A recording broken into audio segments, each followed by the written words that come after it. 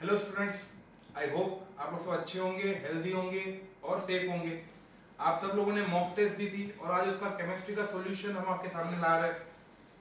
I hope आप लोगों का पेपर सबका अच्छा गया होगा और जल्दी से केमिस्ट्री का पेपर डिस्कस करेंगे हम। केमिस्ट्री का पेपर जो मॉक टेस्ट का था वो ना ही उतना डिफिकल्ट था और ना ही इजी था। एक जो एक्चुअल जो नीट कैटेगरी का जो पेपर होता है, जो अच्छा पेपर होता है, उस लेवल का केमिस्ट्री का पेपर आपको दिया गया था। केमिस्ट्री के पेपर के अंदर कुछ क्वेश्चंस ऐसे थे जो इजी कैटेगरी के क्वेश्चंस थे, कुछ क्वेश्चंस जो थे वो मीडियम कैटेगरी के थे और कुछ क्वेश्चंस जो है वो डिफिकल्ट कैटेगरी के भी थे। और 3 या 4 क्वेश्चन अगर मैं गिनूं उसके अंदर तो वो एक अच्छे डिफिकल्ट सवाल कहलाएंगे। और वो क्वेश्चंस रैंक या जो अच्छा जो टॉप 1000 रैंक जो लाता है स्टूडेंट, 3 डिजिट रैंक जो लाता है, वही स्टूडेंट वो सवाल कर पाता है। वैसे कुछ क्वेश्चन भी उसके अंदर हमने डाले हुए थे, 2 सवाल या 3 सवाल वैसे भी क्वेश्चन थे जो 3 डिजिट रैंकर सवाल सॉल्व कर पाएगा, वैसे क्वेश्चन भी इसके अंदर डाले हुए थे। तो पेपर बहुत जेन्युइनली जो नीट लेवल का पेपर होता है, वो नीट लेवल का पेपर केमिस्ट्री का आपको दिया गया था। चलिए डिस्कस करते हैं केमिस्ट्री का पेपर। पहला सवाल है, sulphur trioxide can be obtained by which of the following reaction. Standard NCERT का सवाल है ये। इसका सही जवाब है सेकंड ऑप्शन, FeSO4 थ्राइस को अगर Fe2SO4 थ्राइस को अगर डिकम्पोज करोगे तो Fe2O3 plus SO3 sulphur trioxide आपको मिलेगा। Next, reaction between benzaldehyde and acetophenone in the presence of dilute NaOH is known as. आपको पता है डाइल्यूट NaOH और आपने डाला है बेंजल्डिहाइड और एसिटोफिनॉन। एसिटोफिनॉन के अंदर अल्फा हाइड्रोजन पॉसिबल है, अल्फा हाइड्रोजन मौजूद है। अगर अल्फा हाइड्रोजन पॉसिबल होता है, मौजूद होता है, तो कौन सा यूज होता है? कैनिज़ारो रिएक्शन होता है या एल्डोल होता है? ऑब्वियस है एल्डोल कंडेंसेशन होगा। एल्डोल कंडेंसेशन में भी यहाँ पे बेंजल्डिहाइड दिया हुआ है, मतलब कि क्रॉस एल्डोल कंडेंसेशन रिएक्शन यहाँ पे हो जाएगा। थर्ड सवाल, Persian blue is formed when. Standard NCERT का सवाल, ferric sulphate reacts with K4FeCN6, एक कॉम्प्लेक्स बनाता है, ये आपने एनसीईआरटी में देखा होगा, Fe4FeCN6 थ्राइस, ये है आपका पर्शियन ब्लू कलर का कॉम्प्लेक्स। तो सही जवाब हो जाएगा second option, ferric sulphate reacts with K4FeCN6। Next, among the following which one is the highest cation to anion ratio। Cation to anion ratio highest चाहिए, मतलब कि कैटायन बड़ा चाहिए और एनायन हमें छोटा चाहिए। कौन सा सही ऑप्शन दिख रहा है? Second option CSF। Next question जो है वो इंटरेस्टिंग सवाल है, थोड़ा सा कैलकुलेशन बेस्ड सवाल है, अच्छा कैटेगरी का सवाल है। नेक्स्ट क्वेश्चन में आपको बोला गया है कि 5 litre of gas mixture of methane and propane is perfectly combusted at 0 degree Celsius 1 atmospheric pressure। 16 liter of oxygen at the same temperature was consumed। The amount of heat release। तो सबसे पहले आपने दोनों जो आपका कंबशन रिएक्शन है वो लिख लो, CH4 plus O2 gives me CO2 plus H2O। Balance कर लो, ये 1 ये 4, यहाँ पे 2 और 2 4, मतलब कि यहाँ पे 2। और दूसरा है प्रोपेन दिया गया है, तो C3H8 plus O2 gives me CO2 plus H2O। ये 1 ये 3 बैलेंस कर लो, ये 8 ये 4, 3 to the 6 plus 4 10, मतलब कि यहाँ पे 5। तो 1 लीटर या 1 वॉल्यूम 2 वॉल्यूम ऑक्सीजन यूज करेगा, यहाँ पे 1 वॉल्यूम 5 वॉल्यूम ऑक्सीजन यूज करेगा। हमारे पास टोटल 5 लीटर गैस है, 5 लीटर ऑफ गैस दिया है, तो लेट CH4x लीटर ले लिया, तो ये हो जाएगा 2x और ये हो जाएगा हमारे पास 5 minus x लीटर, तो ये हो जाएगा 5 into 5 minus x litre oxygen हो जाएगा। टोटल ऑक्सीजन हमें बोला गया है, टोटल ऑक्सीजन कितना है? 16 लीटर, तो 2x plus 5 into 5 minus x, 2x plus 5 into 5 minus x is equal to 16 litre आपको बोला गया था। यहाँ से x की वैल्यू सॉल्व करोगे तो x की वैल्यू आपको 3 मिल जाएगी, मतलब कि मीथेन जो है वो 3 लीटर है और प्रोपेन जो है वो 2 लीटर है, ये हमें मिल गया। अब आपको बोला गया है टोटल नेट कितना हीट रिलीज होगा, टोटल नेट हीट कितना रिलीज होगा। तो मीथेन के मोल्स, CH4 के मोल्स हो जाएगा 3/22.4 इनटू, ये हो गया मीथेन के मोल्स इनटू मीथेन का कंबशन कितना है 890, ये किलो जूल मीथेन से रिलीज होगा। और प्रोपेन C3H8 हो जाएगा 2 लीटर अपॉन 22.4, ये हो जाएगा मोल्स प्रोपेन के, इनटू प्रोपेन का कंबशन कितना दिया गया है 2220 किलो जूल्स, दोनों को ऐड करोगे तो आपको टोटल हीट मिल जाएगा। टोटल हीट आपको मिलेगा 317 किलो जूल, दोनों को ऐड कर दोगे तो 317 किलो जूल मिल जाएगा। Next, which of the following is incorrect? Incorrect पूछा गया है। H2O सॉलिड से H2O लिक्विड जा रहा है, ऑब्वियस बात है सॉलिड से लिक्विड में कन्वर्ट करने के लिए हीट एब्जॉर्ब होगा, एंडोथर्मिक प्रोसेस होगा, और अगर एंडोथर्मिक प्रोसेस है मतलब कि डेल्टा H की वैल्यू पॉजिटिव। सॉलिड से लिक्विड जा रहा है तो रैंडमनेस बढ़ेगा, रैंडमनेस बढ़ेगा तो डेल्टा S जो है एंट्रोपी वो भी पॉजिटिव। कन्वर्जन जो है वो 272 केल्विन पे हो रहा है, जबकि H2O का अगर मैं मेल्टिंग पॉइंट की बात करूं तो वो 273 केल्विन होता है। मेल्टिंग पॉइंट 273 केल्विन है, तो H2O 272 केल्विन पे सॉलिड से लिक्विड स्पॉन्टेनियस होगा या नॉन स्पॉन्टेनियस होगा? नॉन स्पॉन्टेनियस होगा। अगर नॉन स्पॉन्टेनियस है तो डेल्टा जी की वैल्यू भी पॉजिटिव, ये भी करेक्ट हो गया। फोर्थ ऑप्शन डेल्टा जी की वैल्यू नेगेटिव, ये इनकरेक्ट है और आपको इनकरेक्ट ही ढूंढना था, क्योंकि डेल्टा जी की वैल्यू नेगेटिव नहीं हो सकती, क्योंकि ये नॉन स्पॉन्टेनियस है एट 272 केल्विन, क्योंकि मेल्टिंग पॉइंट होता है 273 केल्विन वाटर का। तो ये रिएक्शन नॉन स्पॉन्टेनियस है, डेल्टा जी की वैल्यू नेगेटिव नहीं हो सकती, तो इसका इनकरेक्ट जो है वो है फोर्थ ऑप्शन, और इनकरेक्ट आपको पूछा गया था। अगला सवाल भी इंटरेस्टिंग सवाल है, कैलकुलेशन बेस्ड सवाल है, और ये डिफिकल्ट क्वेश्चन में से एक था, है बहुत ही आसान, मैथमेटिक्स थोड़ा सा डिफिकल्ट था। तो केएसपी आपको बोला गया है Hg2Cl2 का, सबसे पहले आपने रिएक्शन लिख दिया, Hg2Cl2 डिसोसिएट हो जाएगा हमारे पास Hg2 + 2 + 2Cl-, और आपको बोला गया है इसका केएसपी ढूंढना है, तो इसका पहले E निकाल लेते हैं। इसका E हो जाएगा हमारे पास, दो रिएक्शन दिए हुए Hg2Cl2 और दूसरा तो इसका हो जाएगा 0.21 - 0.8, तो यहां से मिल जाएगा -0.59, इसका हमें E0 मिल गया। अब इसका E0 हमें मिल गया तो E0 होता है आपके पास, E0 हो जाएगा 0.0591/n log KSP, तो यहां से log KSP की वैल्यू निकाल लेंगे, हो जाएगा -0.59 इंटू n की वैल्यू 2 हो जाएगी यहाँ पे, डिवाइडेड बाय 0.0591, सॉल्व करेंगे तो -20 आ जाएगा, log को वहां पे लेके गए तो KSP हमें मिल जाएगा 10⁻⁻20। नेक्स्ट क्वेश्चन, बहुत ही आसान सवाल। नेक्स्ट क्वेश्चन जो है, सबसे पहले हमें डेनियल सेल दिया हुआ है, वो डेनियल सेल का रिएक्शन लिख लेते हैं पहले। डेनियल सेल में बोला गया हमें Zn + Cu + 2 या फिर CuSO4 gives me ZnSO4 + Cu। Concentration था पहले ये 1 मोलार और ये था 0.01 मोलार, तब इसका E1 था। अब हमने कॉन्सेंट्रेशन चेंज कर दिया, ZnSO4 का कॉन्सेंट्रेशन हो गया 1 मोलार और CuSO4 का कॉन्सेंट्रेशन हो गया 0.01 मोलार।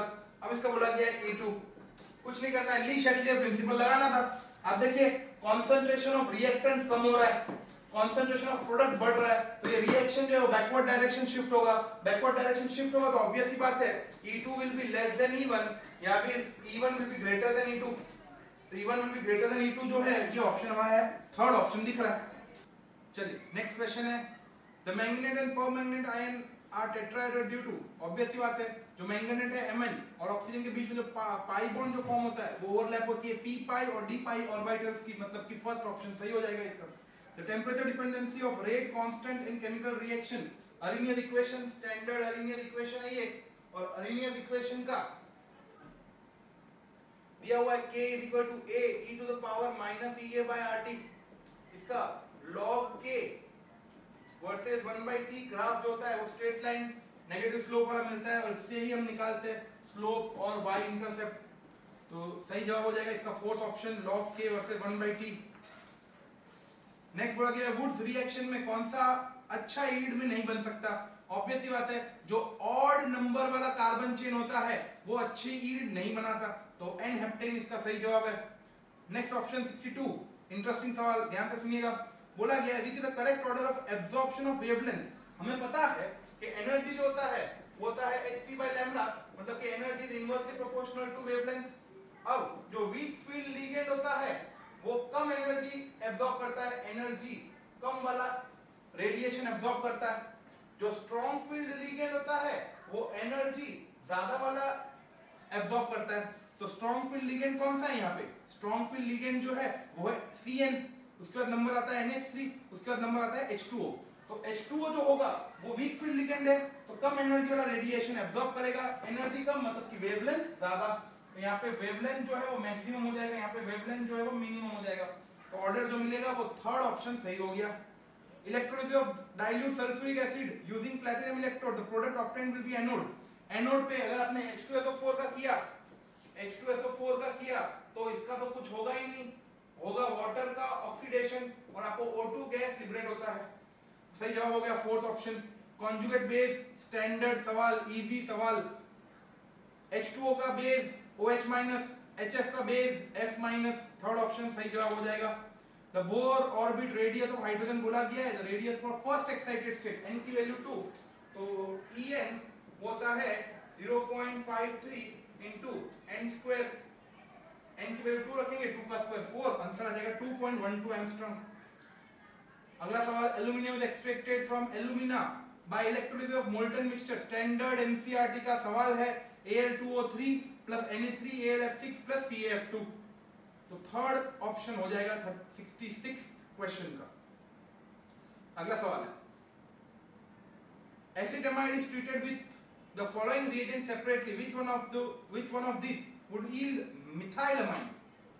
कौन सा सवाल है ये है Hoffmann bromide degradation, NaOH plus Br2, 1 carbon less, आपको याद होगा अमाइड से अमाइन में कन्वर्ट होता है with 1 carbon less, Hofmann degradation reaction है ये। तो सही जवाब हो जाएगा सेकंड। 68 जो है स्टैंडर्ड सवाल है ये। H2S गैस पास करोगे तो किसका प्रेसिपिटेट मिलेगा? CuS एंड HgS का प्रेसिपिटेट आपको मिलेगा। pH of D2O and H2 at 298 kelvin, 298 kelvin room temperature पे H2O का pH तो 7 होता है, मगर D2O का pH 7 नहीं होता। ड्यूटेरियम जो है उसका pH होता है 7.35। अगले सवाल पे आ जाते हैं। अगला सवाल स्टैंडर्ड इजी सवाल, टोलिन्स रिएजेंट कौन देगा? एसिटाल्डिहाइड देगा। Positive test. According to law of photochemical equivalence the energy absorbed, तो एनर्जी का फॉर्मूला होता है Hc/λ पर मोल इनटू Na कर देंगे, आंसर आ जाएगा। सब्स्टिट्यूट करोगे आंसर आ जाएगा आपका फर्स्ट। Hc/λ ये एक फोटोन की एनर्जी है, पर मोल इनटू Na कर दिया, Na की वैल्यू होती है 6.022 into 10 to the power 23। अगला सवाल जो है वो इंटरेस्टिंग सवाल है, डिफिकल्ट सवाल है।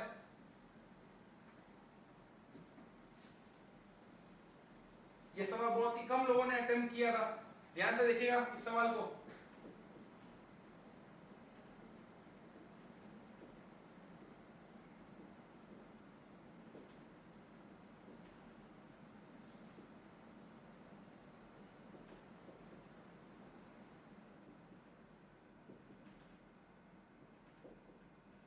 चलिए सबसे पहले तो ओजोनोसिस करोगे तो डबल बॉन्ड तोड़ के हम कार्बोनाइल ग्रुप लगा देंगे यहाँ पे। तो पहला स्टेप जो है वो हो गया हमारे पास CH3 double bond O double bond O। अब डाइल्यूट KOH और लो टेम्परेचर पे रखा हमने, क्या करेंगे हम यहाँ पे एल्डोल कंडेंसेशन करेंगे। यहाँ पे ये कार्बन जो है, ये कार्बन, ये बॉन्ड के इलेक्ट्रॉन्स यहाँ पे जाएगा O-, ये कार्बन, इसका अल्फा हाइड्रोजन जो है वो H निकलेगा, यहाँ पे माइनस चार्ज, ये कार्बन यहाँ पे अटैक करेगा, 1 2 3 4 5 मेंबर रिंग बन जाएगी यहाँ पे। ये हो गई हमारी 5 मेंबर रिंग। फिफ्थ कार्बन पे ये डबल बॉन्ड, यहाँ पे O-, तो यहाँ पे H आ जाएगा। तो ये 1 2 3 4 5, यहाँ पे OH आ गया। फिफ्थ कार्बन पे OH ग्रुप, ये डबल बॉन्ड था ऑक्सीजन के ऊपर नेगेटिव, तो OH आ गया यहाँ पे। और फर्स्ट कार्बन पे ये है हमारे पास C double bond O CH3, तो ये प्रोडक्ट हमें मिल रहा है B। सही जवाब हो जाएगा first. The correct sequence in increasing covalent character is represented by, हमें पता है फेजार्स रूल, कोवेलेंट कैरेक्टर कब बढ़ता है? जब कैटायन के ऊपर B+2 है, यहाँ पे कैटायन के ऊपर पॉजिटिव चार्ज ज्यादा, पोलराइजिंग पावर ज्यादा, कोवेलेंट कैरेक्टर ज्यादा, तो BeCl2 मोस्ट कोवेलेंट हो जाएगा, BeCl2 मोस्ट कोवेलेंट। और उसके बाद जो है वो NaCl और LiCl, कैटायन का साइज जितना छोटा उसकी पोलराइजिंग पावर ज्यादा, तो LiCl का नंबर उसके बाद आएगा। तो NaCl सबसे कम कोवेलेंट, फिर LiCl और फिर BeCl2। तो सही जवाब है थर्ड ऑप्शन। अगले सवाल पे आते हैं जल्दी से। बहुत ही आसान सवाल बोला गया है, हीट सप्लाइड 500 जूल, मतलब कि हीट जो है Q की वैल्यू वो प्लस 500 है। कांस्टेंट वॉल्यूम बोला गया है, मतलब कि वर्क डन हो जाएगा 0, वर्क डन 0,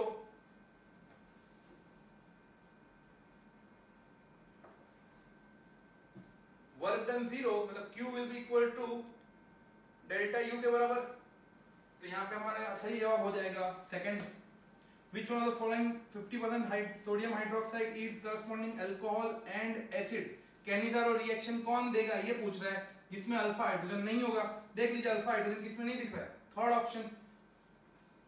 नेक्स्ट क्वेश्चन जो है ये भी इंटरेस्टिंग सवाल है। 76 क्वेश्चन जो है वो भी बहुत ही कम स्टूडेंट ने अटेम्प्ट किया था। सवाल समझिएगा। 1 gram of weak mono acidic base, इसका टाइट्रेशन दिया है और HCl का वॉल्यूम हमें दिया है टाइट्रेशन एंड पॉइंट। वॉल्यूम जो है वो HCl का एंड पॉइंट पे वो है 60 ml और मोलैरिटी ऑफ HCl वो है 1 मोलार। और तो number of moles of base must be equal to number of moles of acid. जब एंड पॉइंट होगा तब तो number of moles of base को लिख सकता हूं weight upon molecular mass is equal to number of moles को लिख सकता हूं m into v। मोलैरिटी कितनी है ये 1 into वॉल्यूम कितना है 60 ml में है, लीटर में करना है तो डिवाइड बाय 1000। वेट कितना बोला गया है, वेट बोला गया 1 ग्राम, तो 1 upon molecular mass of base में x ले लेता हूं इज इक्वल टू 60 बाय 1000। यहां से x को सॉल्व करोगे x की वैल्यू आपको मिल जाएगी 17। x 17 किसका है, तो x 17 है NH3 का, तो यहां पे सही जवाब हो जाएगा NH3। क्योंकि मॉलिक्यूलर मास आपको 17 मिला तो चारों बेस में से 17 मॉलिक्यूलर मास वाला बेस एक ही है, वो है NH3। Next question, Br2H2O2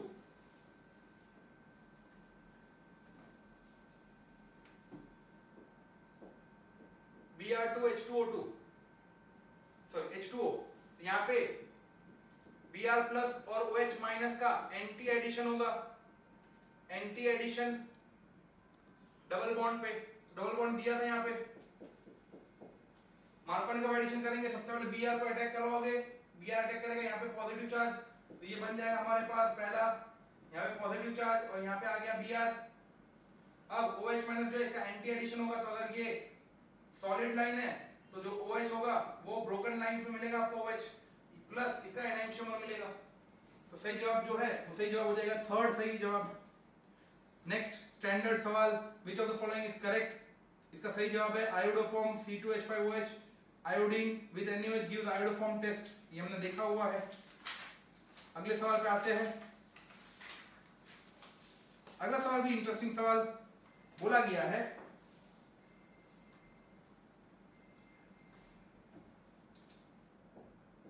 A plus 2B gives me C plus D। ये था 0.8, ये भी 0.8, ये 0, ये 0। अब इसमें 0.8 माइनस x, 0.8 माइनस 2x, ये x और ये x, और बोला गया है C जो प्रेशर है वो x की वैल्यू 0.2 दी गई है, तो ये हो जाएगी 0.4, ये हो जाएगा 0.6 और ये 0.2, ये भी 0.2। बोला गया है the rate of reaction relative to initial rate, मतलब कि रेट वो होता है आपका K into concentration of A into concentration of B का स्क्वायर। तो rate final by rate initial हो जाएगा, कॉन्सेंट्रेशन ऑफ A फाइनल है 0.6 इंटू 0.4 का स्क्वायर डिवाइडेड बाय इनिशियल हो जाएगा 0.8 इंटू 0.8 का स्क्वायर। सॉल्व करोगे तो 3/16 जवाब इसका मिल जाएगा आपको। अगला सवाल, the mixture which shows positive deviation, standard NCERT का सवाल है, एग्जांपल याद रखना है। सही जवाब हो जाएगा ethanol plus acetone. Which of the following is an amphoteric hydroxide. आप सबको पता है डाउन द टेबल जाने पे बेसिक स्ट्रेंथ बढ़ता है, डाउन द टेबल जाने पे बेसिक स्ट्रेंथ अगर बढ़ेगा तो एम्फोटेरिक कौन होगा सेकंड ग्रुप में, ग्रुप 2 में एम्फोटेरिक होता है BeOH, twice down the table जाने पे बेसिक स्ट्रेंथ बढ़ता है। Natural rubber is basically a polymer of isoprene, सही जवाब हो जाएगा second option. The compound C7H8 undergoes following reaction, important सवाल था ये भी। आई होप ये सवाल आप लोगों ने सही किया होगा, अच्छा सवाल है ये। सवाल में बोला गया है C7H8 मतलब कि आपको यहाँ पे टोलिन दिया हुआ है और उसको आप क्लोरीनेट कर रहे हो, Cl2 थ्राइस है, हीट किया तो CCl3 मिल गया यहाँ पे हमें, और उसके बाद हमने ब्रोमिनेशन किया Br2Fe, तो यहाँ से मिल जाएगा आपको CCl3 और मेटा सब्स्टिट्यूशन में ब्रोमिनेट हो जाएगा ये ZnHCl, तो वापस हम CH3 और Br, सही जवाब हो जाएगा हमारे पास M ब्रोमोटोलुईन। तो 83rd का थर्ड ऑप्शन सही है। Which is the correct thermal stability order for H2E? हमें सबको पता है जो ऑक्सीजन फैमिली है डाउन द टेबल जाने पे थर्मल स्टेबिलिटी कम होती है, साइज बड़ा होने लगता है इसीलिए, तो thermal stability of hydride down the table जाने पे कम होती है, सही जवाब हो जाएगा इसका सी, या थर्ड सही जवाब हो जाएगा। Choose the answer that has incorrectly identified the number of acetal and hemiacetal. देखिए एसिटल मतलब कि क्या, मतलब कि कार्बन जो दो OR ग्रुप से जुड़ा हुआ है, कार्बन जो दो OR ग्रुप से जुड़ा हुआ है, और हेमी एसिटल हो जाएगा कार्बन जो एक OR ग्रुप से जुड़ा हुआ है और एक OH ग्रुप से जुड़ा हुआ है, वो हेमी एसिटल होता है। तो आप देखिए यहाँ पे कौन सा कार्बन है, कितने कार्बन है जो दो OR ग्रुप से जुड़े हुए हैं, और कितने कार्बन है जो एक OR ग्रुप और एक OH ग्रुप से जुड़े हुए हैं। तो आपको सही आंसर जो मिलेगा तो एक एसिटल और एक हेमी एसिटल मिलेगा आपको, सही जवाब हो जाएगा इसका फोर्थ। चलिए, विच of the following salt same number of went of factor, तो K4FeCN6 का वेंट ऑफ फैक्टर है 5, तो Al2SO4 थ्राइस का वेंट ऑफ फैक्टर 5 हो जाएगा। नेक्स्ट क्वेश्चन बोला गया है सल्फर डाइऑक्साइड से सल्फर ट्राइऑक्साइड में कौन सा कैटलिस्ट यूज करते हैं, तो V2O5 स्टैंडर्ड एनसीईआरटी का सवाल। अगला सवाल जो है वो इंपॉर्टेंट सवाल है, अगला सवाल जो है वो इंपॉर्टेंट सवाल।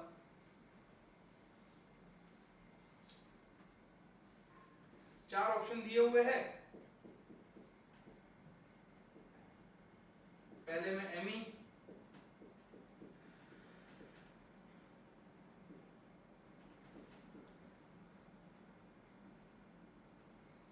तीसरा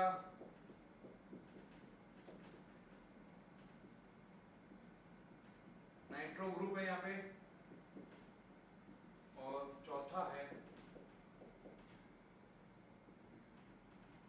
CN ग्रुप है, और यहाँ पे नाइट्रो ग्रुप है। तो यहाँ पे प्लस हाइपर कॉन्जुगेशन लगेगा, यहाँ पे प्लस इंडक्टिव लगेगा, यहाँ पे माइनस इंडक्टिव लगेगा।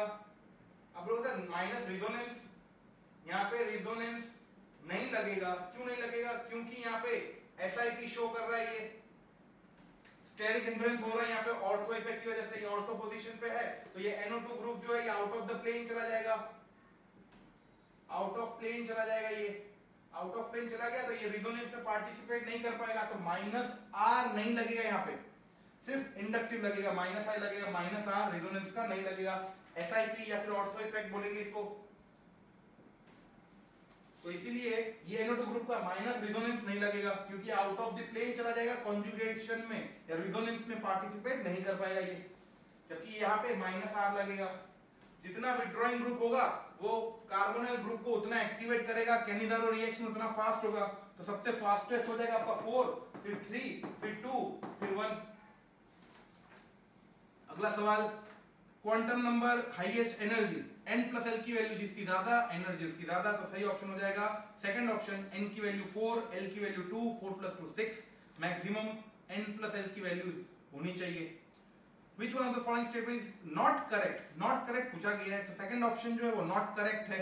The value of equilibrium constant is changed in the presence of catalyst in the reaction at equilibrium, जबकि कैटलिस्ट डालने पे इक्विलिब्रियम कांस्टेंट चेंज नहीं होता है, तो ये इनकरेक्ट स्टेटमेंट था सेकंड ऑप्शन।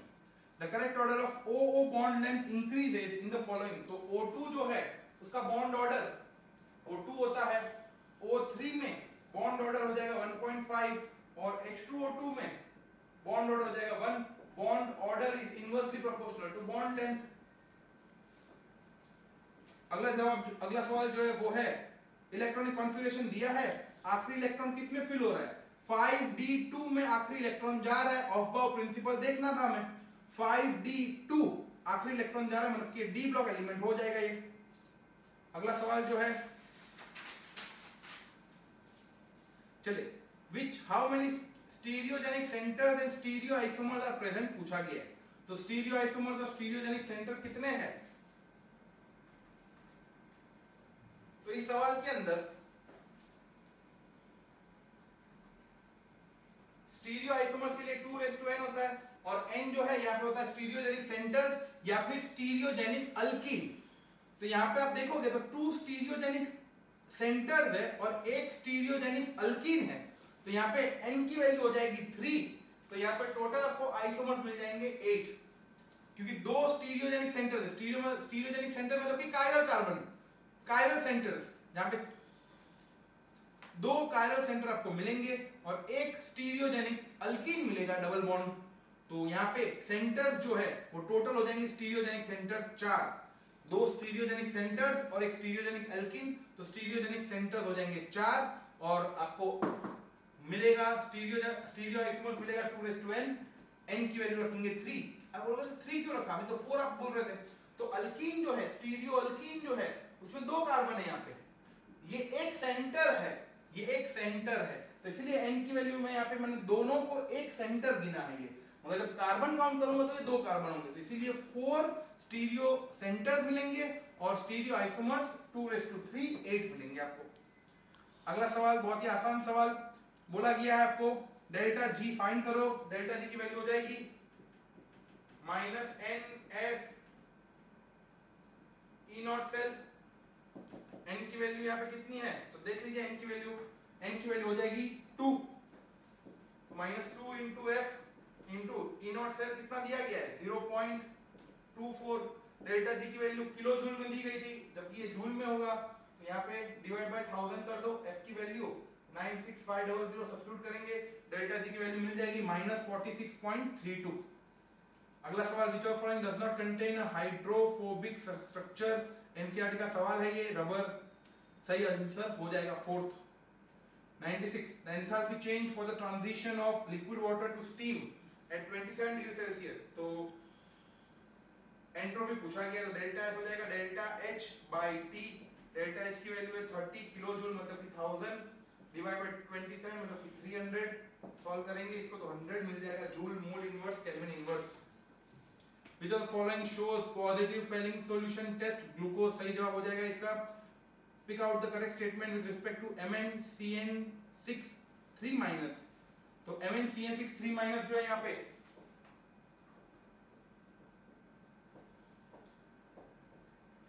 तो ये स्ट्रॉन्ग फील्ड लिगेंड है, ये अंदर के इलेक्ट्रॉन जो खाली कर देगा, हाइब्रिडाइजेशन हो जाएगा इसका D2sp3